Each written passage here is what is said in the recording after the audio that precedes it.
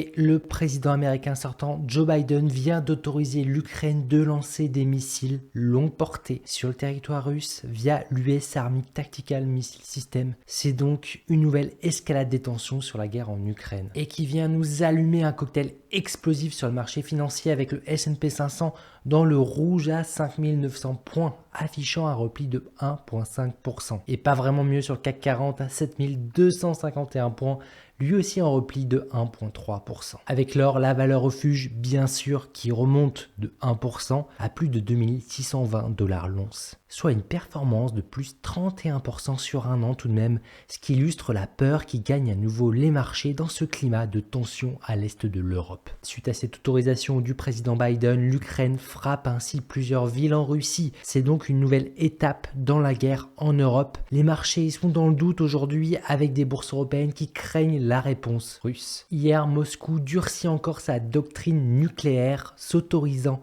à répondre par lame atomique en cas d'attaque de missiles sur son territoire, avec des simulations de ces contre-attaques nucléaires possibles contre ses supports financiers et militaires européens, des simulations de réponse nucléaire diffusées à heure de grande écoute avec des cibles parmi les grandes capitales européennes. C'est donc une nouvelle escalade des tensions dans la guerre à l'est de l'Europe, alors que début novembre, on semblait se diriger vers une période d'apaisement des tensions avec l'élection du nouveau président américain Donald Trump, un président US pro-business qui lui veut un cessez-le-feu dès son intronisation en janvier 2025, en affichant comme priorité numéro 1 la négociation d'un accord de paix entre l'Ukraine et la Russie, sous pression d'arrêter l'envoi des armes et des fonds à l'Ukraine avec la mise en place d'une zone neutre sur le front. Cela dit, l'actualité du moment est plutôt sombre, même avec une menace nucléaire qui pèse. Mon premier scénario personnel reste quand même une désescalade des tensions. Donc mon premier scénario, donc le scénario le plus probable,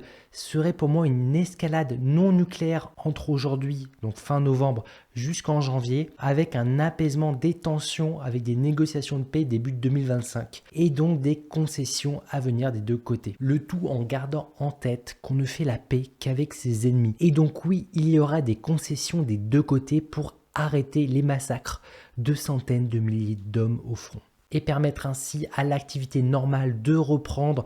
On bâtit sur la paix.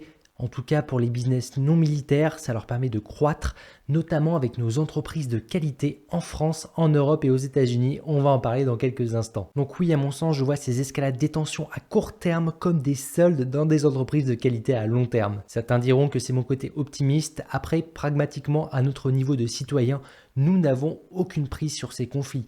Soyons bien d'accord là-dessus. À notre niveau, nous avons la main sur une seule chose, faire le nécessaire pour protéger et faire croître notre patrimoine dans les conditions de marché que nous avons. C'est pour ça qu'aujourd'hui, je vais te présenter 2 actions PEA que je surveille en cette fin novembre 2024. Hello, moi c'est Guillaume, ingénieur en finance de marché avec plus de 10 ans d'expérience professionnelle, notamment en tant que trader en banque et en fonds d'investissement à Paris et à New York.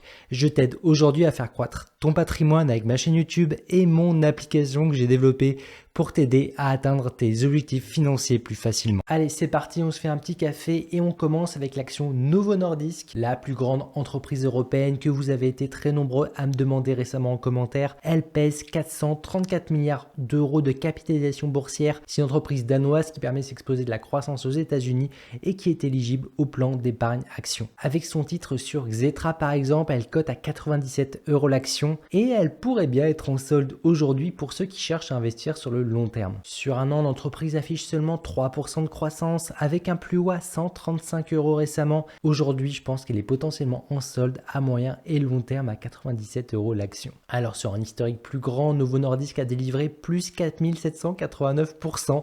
Oui, à ses actionnaires long terme, donc pour ceux qui ont détenu l'action pendant 20 ans.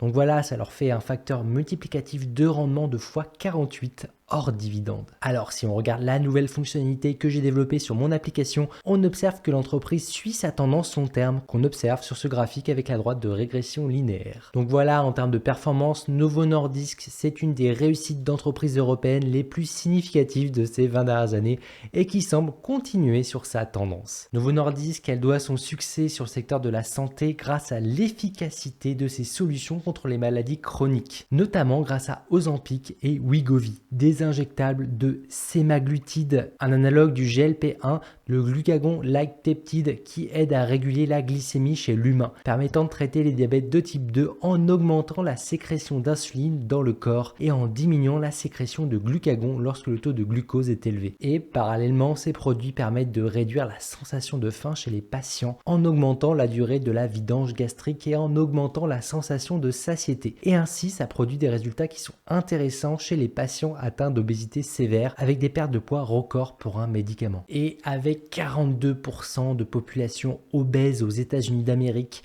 Novo Nordisk a un marché de choix à sa disposition pour faire croître son chiffre d'affaires sur des produits coupe-faim, avec des succès cliniques et réglementaires aussi qui vont lui permettre de faire arriver encore de nouveaux médicaments prometteurs sur le marché, notamment en termes de potentiel de chiffre d'affaires et de bénéfices pour Novo Nordisk. Donc à venir, on aurait Step qui arriverait progressivement sur le marché européen puis américain, avec bien sûr, rappelons ici, qu'il revient à chaque patient de peser si le rapport bénéfice sur risque lui est favorable avant de suivre un traitement médical donné. Récemment, Novo Nordisk a publié ses résultats financiers du troisième trimestre 2024. Ils sont bons avec 23% de croissance sur son chiffre d'affaires sur 9 mois, tout en maintenant une accélération de ses bénéfices à plus 18%. L'entreprise reste sur un momentum fondamentalement parlant avec en 2023 et avec ce qu'on peut anticiper pour 2024 grâce à l'application des investisseurs pragmatiques que j'ai développé pour toi, une croissance supérieur à 20%. Donc oui, pour moi, un momentum sur une entreprise, c'est plus de 20% de croissance sur ses bénéfices,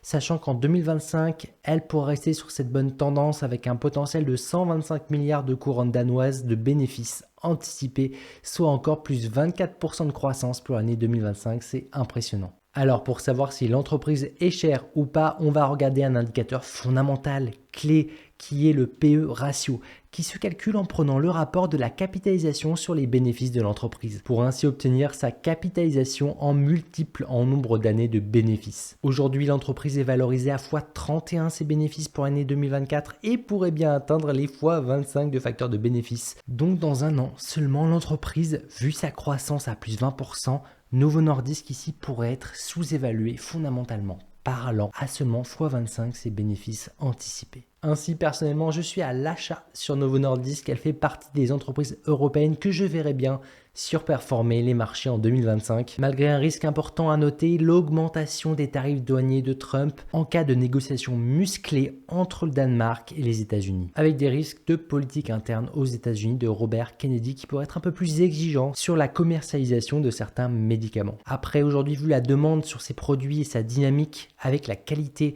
et la gestion de son management, aujourd'hui je reste confiant pour Novo Nordisk. Ainsi, j'accepte ce risque relativement élevé de Novo Nordisk qui s'élève à 38%, donc des variations anticipées de plus ou moins 19% horizon 6 mois pour le titre, pour cibler 31% de gains potentiels horizon 1 an, ce qui me donne un prix cible personnel de 128 € l'action pour Novo Nordisk. Donc aujourd'hui, je pense que ce rapport rendement sur risque pour l'action est acceptable à mon sens, en tout cas pour un investisseur qui souhaite aller chercher un peu plus de croissance avec un peu plus de risque sur son plan d'épargne action, le PEA, à condition de détenir le titre à minima 2 années. Vu la qualité de son business, je pense que c'est encore mieux pour moi de cibler le moyen et le long terme sur Novo Nordisk. Et bien sûr, cet investissement, il est à condition d'avoir les bonnes fondations sur sa stratégie d'investissement. Ça veut dire être capable d'allouer une proportion cohérente de son capital en portefeuille PEA avec la bonne stratégie d'investissement. Et ça dépend de ton profil et ça s'apprend. D'ailleurs, profites-en pour te former car j'augmente le prix de mon programme premium dans quelques jours. Ensuite, on reste dans le domaine de la santé avec notre championne française que tu m'as demandé également d'analyser en commentaire. J'ai nommé Essilor Luxottica. L'entreprise pèse plus de 100 milliards d'euros en bourse. C'est le célèbre fabricant de verres et de montures qui surfe sur une tendance long terme qui est très rentable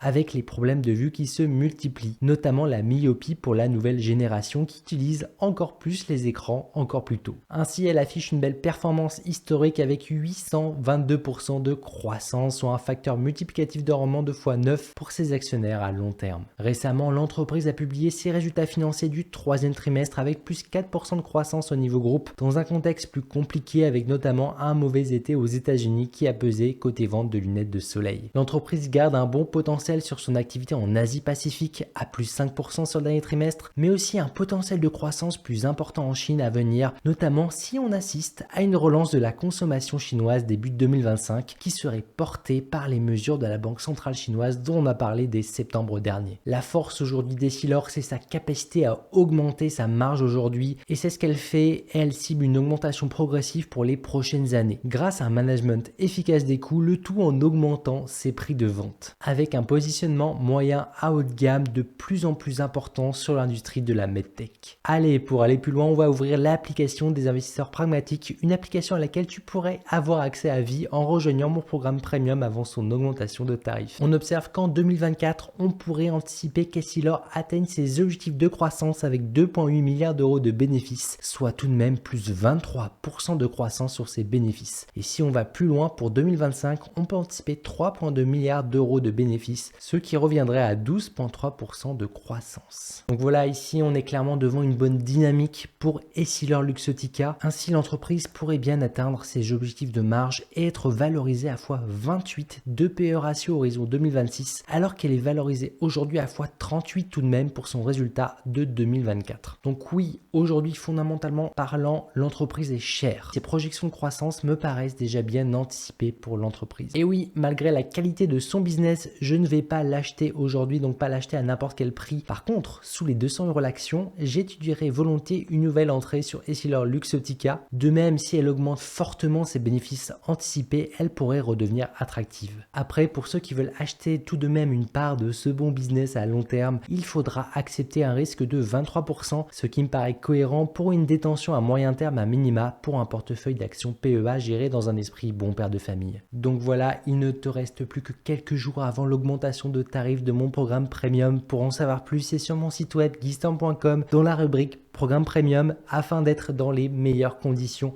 pour faire croître ton patrimoine significativement sur le long terme. Allez, sur ce, comme d'habitude, restons pragmatiques. Allez, ciao!